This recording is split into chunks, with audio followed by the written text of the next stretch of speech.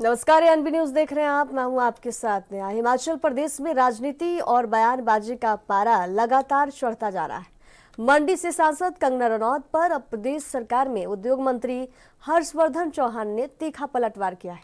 मंत्री ने कहा कि कंगना एक कलाकार हैं और मनोरंजन का साधन भर है, उन्हें गंभीरता से लेने की जरूरत नहीं है। कंगना अभी भी राजनीतिक मंचों पर कलाकार की भूमिका में ही है और उनकी कोई राजनीतिक व्यक्तित्व नहीं है। साथ ही उन्होंने ये भी दावा किया कि कंगना के 3 महीने से बिजली का बिल चुकाया नहीं था। सरकार को भेड़िया कहकर कंगना सिर्फ सनसनी फैलाना चाहती हैं। उन्होंने सांसद कंगना को जिम्मेदारी निभाने की नसीहत दी है।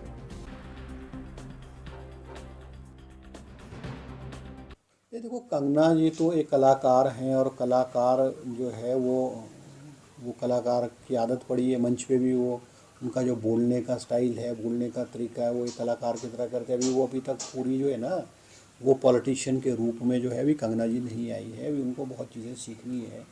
अब बिजली के बिल बारे में, आपने बिजली के मीटर का जो बिजली का मीटर है, आपको बिजली शो करेगा उतनी देनी पड़ेगी। अब वो कहने लगे जी मेरा जो बिजली का बिल जो 1 लाख रुपए का आ गया, तो वो बिजली का बिल, आप जब बिजली का बिल नहीं दोगे तो वो तो कैरी फॉरवर्ड होकर के ये बिजली का बिल उनका 3 महीने का है। तो सिर्फ उन्होंने सनसनी करनी है, सोशल मीडिया में, अखबारों में अपने बयानों से सनसनी क्रिएट करनी है। उनकी आदत है, पुरानी आदत है। मगर अब मुझे ऐसा लगता है उनको जो है, क्योंकि she is now a politician, तो उनको अब अपनी इन हर चीज़ों को सीरियसली लेकर के जो है, और सनसनी को जो है वो नहीं करनी चाहिए। आज उनको जिम्मेवारी दी गई है मंडी पार्लियामेंट्री चुनाव क्षेत्र की, पार्लियामेंट में रिप्रेजेंट करने की। लोगों की आशाएं और आकांक्षाओं पे उनको खरा उतरना चाहिए और उनके लोगों की समस्या को हल करना चाहिए। अनाप शनाप बयानबाजी करने से मुझे लगता है इससे उनको कोई राजनीतिक रूप से कोई लाभ नहीं होने वाला है, सिवाय सुर्खियां क्रिएट करने के अलावा कुछ नहीं। हिमाचल प्रदेश में मौसम ने एक बार फिर करवट ले चुका है और कई हिस्सों में जमकर बारिश और ओलावृष्टि देखने को मिल रही है। राजधानी शिमला सहित मंडी, चंबा और कुल्लू जैसे इलाकों में बीते दिन भारी बारिश हुई। वहीं आज सुबह भी शिमला में आधे घंटे तक मूसलाधार बारिश और ओलावृष्टि दर्ज की गई। बारिश से जहां लोगों को गर्मी से राहत मिली है, वहीं मौसम विभाग ने ऑरेंज अलर्ट जारी करते हुए प्रदेश के 8 जिलों में बारिश, बर्फबारी और आंधी की चेतावनी दी। मौसम विभाग संदीप के अनुसार सबसे ज्यादा बारिश मंडी में रिकॉर्ड की गई है। अगले 6 से 8 घंटों में बिलासपुर, हमीरपुर, सिरमौर, सोलन और ऊना में भी गरज चमक के साथ बारिश की संभावना जताई गई है। चंबा, कांगड़ा, कुल्लू और लाहौल स्पीति के ऊंचाई वाले इलाकों में बर्फबारी हो सकती है, जबकि 13 अप्रैल से पूरे प्रदेश में मौसम के साफ रहने के आसार जताए जा रहे हैं। बारिश के वजह से प्रदेश भर में तापमान में 3 से 4 डिग्री तक की गिरावट दर्ज की गई है, जिससे लोगों ने तपती गर्मी से राहत की सांस जरूर ली है। 24 घंटों में कल देर शाम से जो हमारा डिस्ट्रिक्ट चंबा, कांगड़ा है, कुल्लू, मंडी, शिमला, सिरमौर है, यहाँ पे थंडरस्टॉर्म लाइटनिंग के साथ हल्के से मध्यम बारिश दर्ज की गई है। इसमें बारिश की बात करें तो डिस्ट्रिक्ट मंडी में देखिए गोहर में 20 mm, पंडोह में 14 mm, तो डिस्ट्रिक्ट मंडी में मॉडरेट बारिश दर्ज की गई थी कुछ एक क्षेत्रों में। जो बाकी क्षेत्र हैं जिसमें किन्नौर, लाहौल स्पीति है, हमीरपुर, शिमला, सोलन, यहाँ पे हल्की बारिश दर्ज की गई थी। साथ में थंडरस्टॉर्म लाइटनिंग के इवेंट्स भी विटनेस किए गए थे। साथ में बात करें कुछ एक स्टेशन जिसमें बंजार, कुल्लू में, शिमला शहर है, सुंदरनगर, यहाँ पे ओलावृष्टि भी हुई है बीते 24 घंटों में। और मौसम की बात करें तो देखिए आज सुबह 11 अप्रैल को जो हमारे डिस्ट्रिक्ट चंबा, कांगड़ा, ऊना, बिलासपुर, हमीरपुर, सोलन का कुछ एक क्षेत्र, तो यहाँ पे अर्ली मॉर्निंग आवर्स में बारिश दर्ज की गई है और साथ में थंडरस्टॉर्म लाइटनिंग भी हुई है। और इसी दौरान जो तापमान है आज सुबह से देखिए जो पिछले 24 घंटे की अपेक्षा ऑलरेडी 4-6 डिग्री कम चल रहे हैं। तो डेफिनेटली जो दिन के तापमान थे जो सामान्य से काफ़ी अधिक चले थे प्रदेश में, तो उसमें कुछ राहत ज़रूर मिली है। और आज देखिए 11 अप्रैल को संभावना ये है कि जो प्लेन क्षेत्र है, मध्यवर्ती क्षेत्र, यहाँ पे कुछ एक क्षेत्रों में हल्के से मध्यम बारिश होने की संभावना अभी बनी हुई है। कल भी देखिए वेदर में कमी जरूर आएगी इसमें 12 अप्रैल को, बट परंतु फिर भी जो हमारे डिस्ट्रिक्ट हैं मध्यवर्ती के, स्पेशली कांगड़ा, कुल्लू, मंडी, शिमला, सोलन, सिरमौर, यहाँ पे एक दो स्थानों में थंडरस्टॉर्म लाइटनिंग हो सकती है। तो इसको देखते हुए कल 12 अप्रैल को थंडरस्टॉर्म लाइटनिंग का भी अलर्ट जारी किया हुआ है। और आज स्पेशली आज 11 अप्रैल को बात करें तो जिसमें डिस्ट्रिक्ट चंबा है, कांगड़ा, कुल्लू और मंडी, यहाँ पे थंडरस्टॉर्म लाइटनिंग के साथ ओलावृष्टि हो सकती है एक दो स्थानों में। तो इसको देखते हुए इन 4 डिस्ट्रिक्ट में ऑरेंज अलर्ट जारी किया हुआ है थंडरस्टॉर्म लाइटनिंग, ओलावृष्टि का। और जो प्लेन क्षेत्र है जैसे ऊना, बिलासपुर, हमीरपुर, सोलन, शिमला, सिरमौर है, यहाँ पे भी एक स्थानों में थंडरस्टॉर्म लाइटनिंग होगी। तो इसको देखते हुए वहाँ पे थंडरस्टॉर्म लाइटनिंग का येलो अलर्ट जारी किया हुआ है। और फिर 13 अप्रैल से प्रदेश में मौसम एक बार फिर से मुख्यतः साफ बना रहेगा, 13 अप्रैल से लेकर 16 अप्रैल तक। बीजेपी नेता और सांसद लगातार कांग्रेस सरकार पर हमलावर हैं और हिमाचल में बीजेपी की सरकार बनाने का दावा कर रहे हैं। वहीं मुख्यमंत्री के मीडिया एडवाइजर नरेश चौहान ने पलटवार किया है। उन्होंने कहा कि बीजेपी में वर्चस्व की लड़ाई चल रही है और भाजपा कई गुटों में बटी हुई है। जयराम ठाकुर और बिंदल का अलग अलग गुट है, वही अनुराग ठाकुर का भी अपना गुट है। इसके अलावा जो कांग्रेस से गए हुए हैं उनका अलग ही गुट है। बीजेपी के अंदर कोई भी ऐसा नेता नहीं है जिसे सभी लोग अपना नेता मानते हो। सभी नेताओं में होड़ लगी हुई है, उस वजह से लगातार सरकार के खिलाफ गलत बयानबाजी कर रहे हैं और चुनी हुई सरकार को गिराने की बातें कर रहे हैं।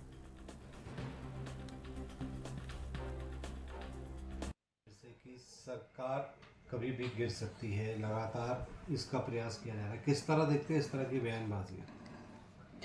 अगर इसके पीछे आप ये जानना चाहें कि इस प्रकार की स्टेटमेंट्स भाजपा के लीडरशिप से क्यों आ रही, ये अपने आप में बहुत समझने वाला विषय है कि कौन से ऐसे कारण हैं कि जो विपक्ष में भाजपा हिमाचल प्रदेश में उसकी जो लीडरशिप है उनके बीच जिस तरह का वर्चस्व की जंग चली है, स्वाभाविक है। हम सब देख रहे हैं हिमाचल भाजपा में कोई ऐसा लीडर नहीं जिसको सब लोग मानते हो, जिसका अलग अलग ग्रुप से बिंदल साहब का अपना ग्रुप है, जयराम ठाकुर जी का अपना ग्रुप है, स्वाभाविक तौर पे होगा।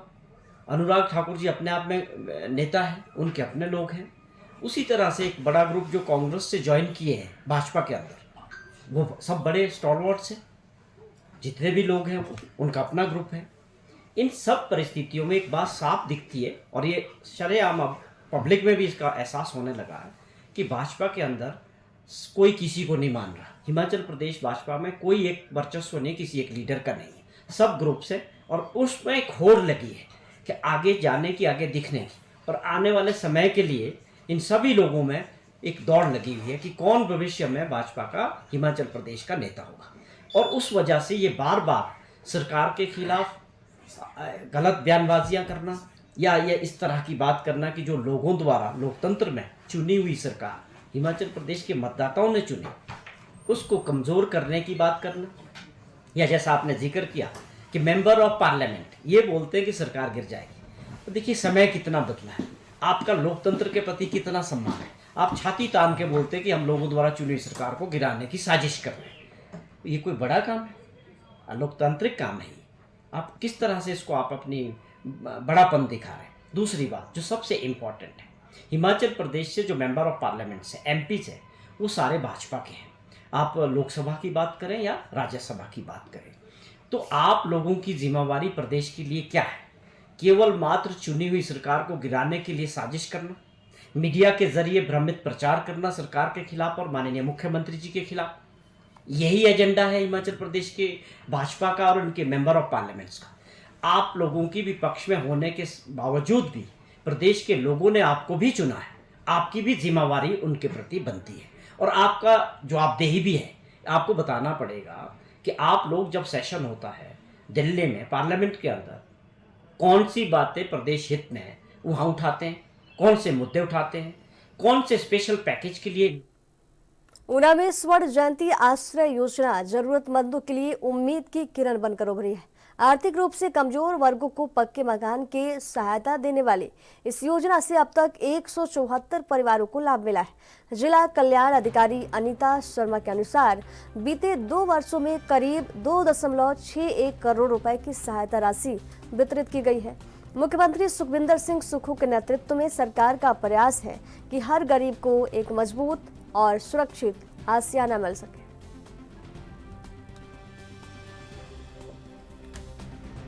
मेरा नाम मनकीत कुमार है जी, पिता का नाम झांसी राम है, जिला ऊना जी, गांव सनेरा का रहने वाला हूँ।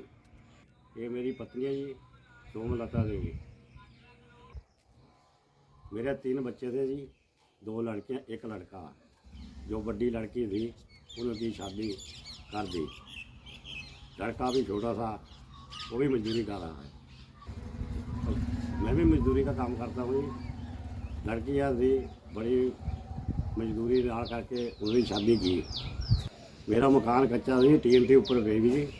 ਸਾਡੇ 'ਚ ਗੁੰਜਾਇਸ਼ ਨਾ ਹੋਇਆ ਕਿ ਅਸੀਂ मकान बना सकूँगे। हिमाचल सरकार की एक योजना बारे पता लगा, स्वर्णिया जयंती आश्रय योजना, ये बारे जाम को पता लगा। फिर आप वेलफेयर दफ्तर उन्ना मकान दे लई अप्लाई किया। सानू मकान बनाने वास्ते 1.5 लाख रुपया मंजूर हुआ। हुण साडा मकान बन के तैयार होने वाला है।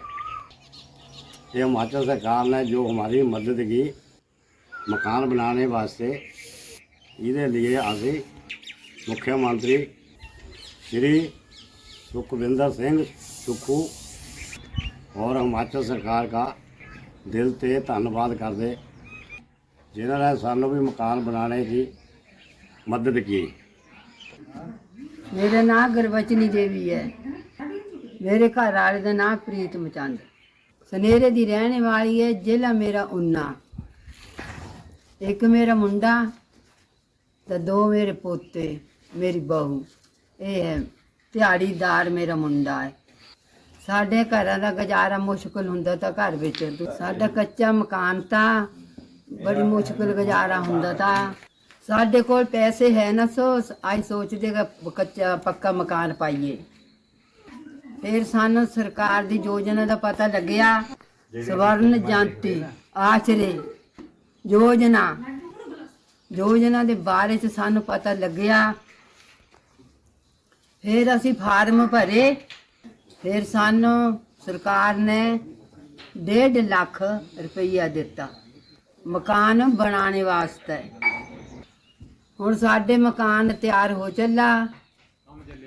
हिमाचल सरकार ने जेड़ी सानू मकान बनाने वास्ते मदद दिती, इहदे वास्ते असी मुख्यमंत्री श्री सुखविंदर सिंह सुक्खू जी हिमाचल सरकार ਉਹਦਾ बहुत धन्यवाद करते हैं असी, जिन्हें गरीबां नूं मकान वास्ते मदद दिती। अहमदाबाद से लौटते ही शिक्षा मंत्री रोहित ठाकुर एक्शन मोड में नजर आए। स्कूलों के युक्तिकरण पर अहम बैठक की और कंगना रनौत के बयानों पर करारा पलटवार किया। वही वोकेशनल शिक्षकों के धरने को गलत ठहराते हुए मंत्री ने कहा कि सरकार ने हर स्तर पर उनकी बात सुनी है और हर संभव प्रयास भी किया है।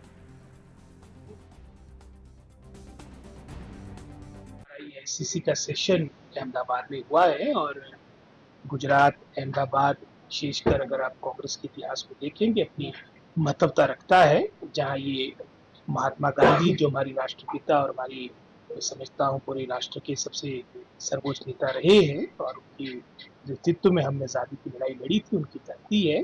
साथ ही साथ जो लौह पुरुष सरदार पटेल जी जो हमारे प्रथम होम मिनिस्टर, उनका भी संबंध गुजरात स्टेट से रहा है और हमारा लगभग कोई 2-2.5 वर्ष के बाद हमारा सेशन अहमदाबाद में हुआ। इससे पहले छत्तीसगढ़ में हुआ था और उसमें वर्तमान की जो आपकी केंद्र सरकार है, भाजपा की जो नीतियाँ हैं, इसका प्रभाव हर क्षेत्र में पड़ रहा है। चाहे आप रोजगार के दृष्टिकोण से पूरे भारतवर्ष का परिवेश की बात रखिए, चाहे अगर आप आर्थिकी की बात करेंगे, वर्तमान में किस दिशा में भारत की इकॉनमी जा रही है, सब हमारे सामने है। और साथ ही साथ जो मैं समझता हूँ उनकी डिफाइसिव पॉलिटिक्स रहती है, उसके बारे में बड़ी विस्तार से चर्चा हुई और साथ ही साथ आने वाले चुनाव में संगठन के परिवेश में और लेजिस्लेटिव फ्रंट में किस तरह से कांग्रेस पार्टी इसका अपना इतिहास रहा और सबसे पुरानी पार्टी है भारतवर्ष की, हम इसको और इस तरीके से बूथ स्तर तक मजबूत करें, इसके बारे में विस्तार से बातें हुई। जहाँ प्रथम दिन यानी 8 तारीख को हमारी CWC का एक्सटेंडेड मीटिंग रही है, 9 तारीख को हमारे पूरे भारतवर्ष के सभी प्रांतों से, सभी यूनियन टेरिटरी से हमारे AICC डेलीगेट्स, लगभग कोई 2 दर्जन हमारे हिमाचल प्रदेश से भी AICC डेलीगेट्स गए थे और मैं समझता हूँ उसमें हमारे राष्ट्रीय नेतृत्व ने और प्रदेश से लगभग सब जगह से रिप्रेजेंटेशन देते हुए लोगों ने अपने विचार रखे और आने वाले समय में जहाँ हमने और शिमला में कालीबाड़ी के पास तहबाजारी विवाद ने अब तूल पकड़ लिया है, जहां चने में थूकने के वायरल वीडियो को लेकर बवाल मच गया है। लेकिन चौंकाने वाली बात यह है कि आरोपियों पर कार्रवाई की जगह पुलिस ने अब आरोप लगाने वाले और मीडिया संस्थानों को थमा दिए नोटिस। देवभूमि संघर्ष समिति ने इसे तानाशाही करार दिया है और उपायुक्त को ज्ञापन सौंपकर खुली चेतावनी दी है। अगर तहबाजारी माफिया पर लगाम नहीं लगी तो अब यह आंदोलन और तेज होगा।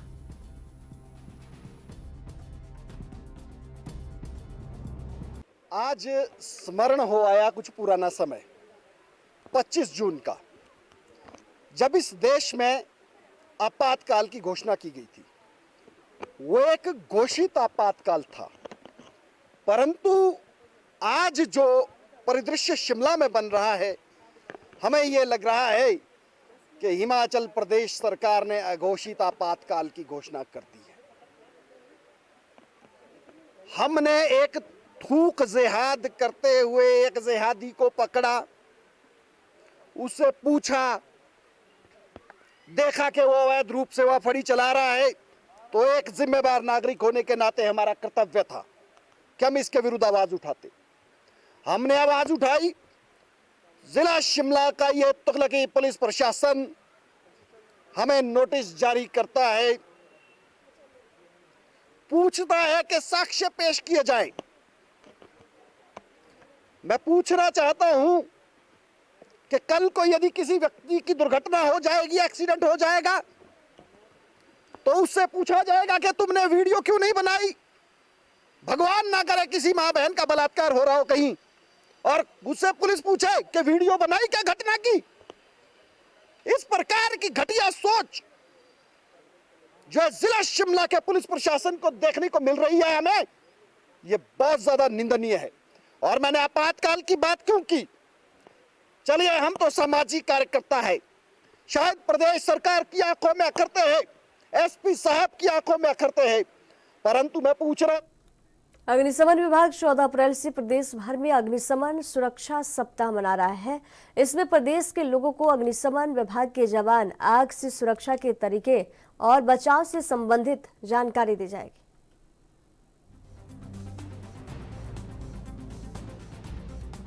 ये जो फायर सप्ताह हम 14 से 20 अप्रैल में पूरे देश भर के साथ साथ प्रदेश में भी इसको मनाया जाता है।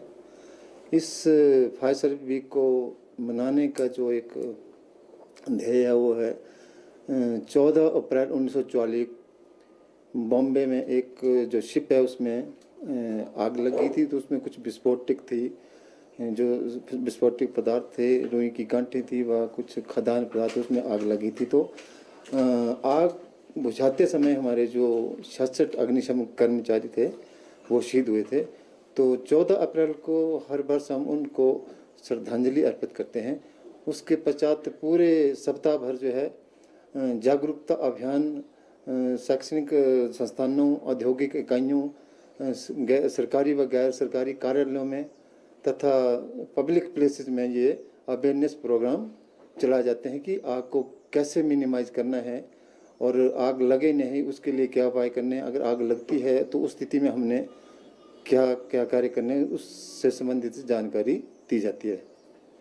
सर, बात करें गर्मियों का मौसम, सप्ताह भर जैसे 14 जो अप्रैल है उसमें हम जैसे पहले मैंने आपको बताया कि जो हमारे फायर फाइटर 66 जो शहीद हुए थे मुंबई में फायर फाइटिंग करते, उनको फर्स्ट डे तो उनको श्रद्धांजलि अर्पित की जाती है 2 मिनट का साइलेंस रख के।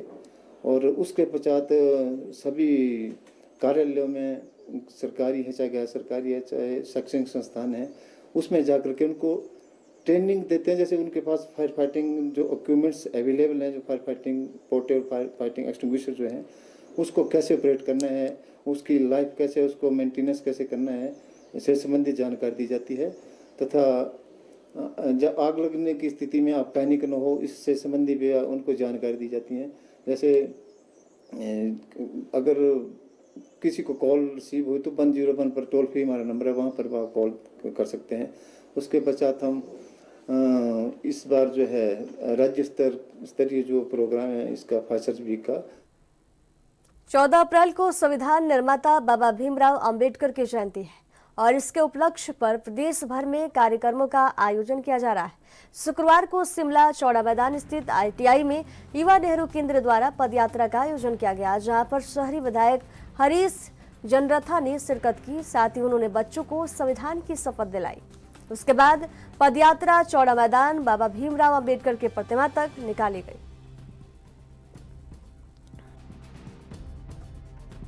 नेहरू युवा केंद्र के माध्यम से बाबा भीमराव अंबेडकर जी की जयंती पे जो कि 14 तारीख को है और आगे छुट्टियां होने के कारण जो संदेश एक बाबा भीमराव अंबेडकर जी के जो इतिहास का उनकी जो जीवन कार्यशैली थी उसके लिए जो मैसेज बच्चों को देना था, तो वो आज सारे इंस्टीट्यूशन के बच्चे यहाँ पे एकत्रित हुए हैं और वो मैसेज देना था, क्योंकि 14 तारीख वैसे भी छुट्टी होती है और ये अच्छा कार्यक्रम आयोजित किया गया। अब इसके बाद एक पदयात्रा होगी यहाँ से ITI से चौड़ा मैदान बाबा भीमराव अम्बेडकर जी के स्टैचू तक और एक शपथ यहाँ पे ग्रहण की गई है कॉन्स्टिट्यूशन के प्रति। और हम उम्मीद रखते हैं कि जो ये आने वाला फ्यूचर है, जो ये यूथ है, हमारे बच्चे हैं, तो इनको हर एक चीज़ पे हमारे खास करके हमारी कॉन्स्टिट्यूशन की